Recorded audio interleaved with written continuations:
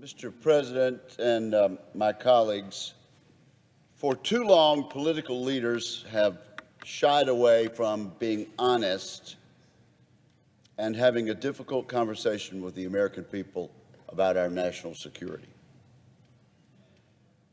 Elected officials have kicked the can down the road, failing to tell the country just how dangerous the world has become.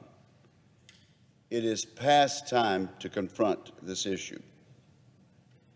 Many Americans do not know that the safety we enjoy has been secured by a global network of U.S. military bases, diplomatic efforts, and international coalitions, as well as massive amounts of equipment and ammunition.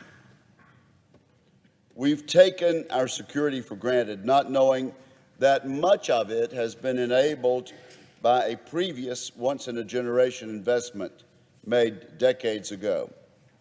President Ronald Reagan led Congress to rebuild the U.S. military in the 1980s. And I will hasten to add that it was a bipartisan Congress who joined President Reagan in this effort. And Americans have been living off that investment ever since. Because of those efforts, we've rested easy under the umbrella of overwhelming military superiority.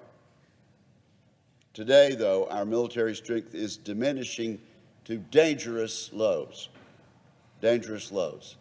That umbrella of security has become a false sense of security.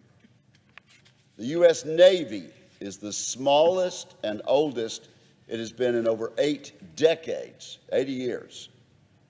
Our Air Force is shrinking. Much of our military infrastructure is out of date. This is a fact, and it is no secret. Time and again, U.S. military leadership comes before Congress and tells us we are facing the most dangerous security environment since at least the Cold War, if not since World War II. Most Americans don't know that we're long overdue for replenishment, for a generational replenishment of our weaponry. We have delayed updating our military even as China has gotten closer and closer to matching our military might. The news gets even worse. China is actually multiplying its strength by spearheading a new axis of aggression joined by Russia, Iran, and North Korea.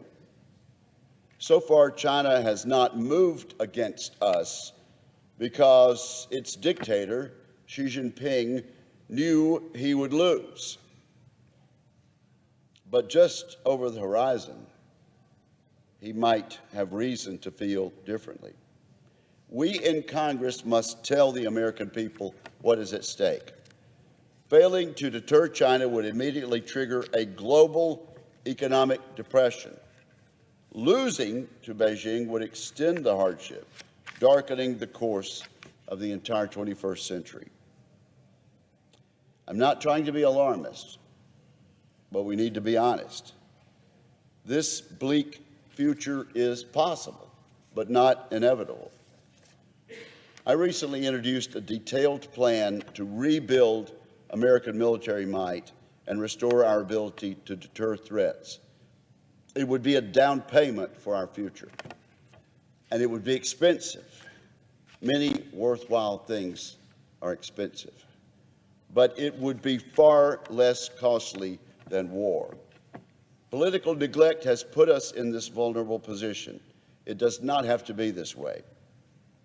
My goal is to launch a much-needed conversation about how we can turn the page on that complacency and to get started right away with corrective action. I've been inviting my colleagues on both sides of the aisle to join in this discussion. I'll continue to extend that invitation. But there's really no time to waste. We need to get started this year.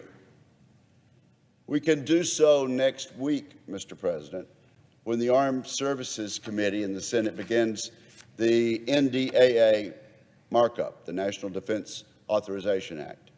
During our meetings, I will introduce an amendment to raise the level of this year's defense investment significantly.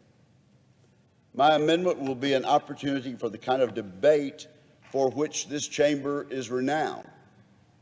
In considering national spending priorities, we have thought of ourselves as hamstrung by spending caps, but we simply have to dream bigger when it comes to our vital national security.